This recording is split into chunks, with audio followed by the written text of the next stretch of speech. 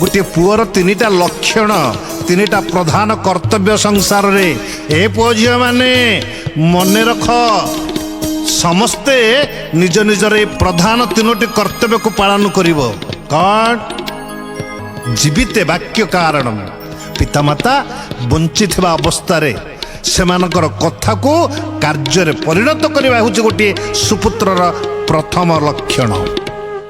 मृत है भूरि भोजनम पितामातांकर देहांत परे आत्मीय स्वजन ज्ञाति कुटुंब मानक भूरि भोजन रे आप्यायित करबा होछि द्वितीय लक्षण पुत्रर। आउ सबुठ बड़ लक्षण होछि पुअर कौन आज्ञा गयायांग पिंडदान वत्स। बिहार जिलार पवित्र धर्म क्षेत्र गया क्षेत्र रे पितामातांकर अस्थि को विसर्जन करी पिंड बाढ़ी देले। गोटे पुत्र जीवन रे तार समस्त कर्तव्य को पालन करि थाए।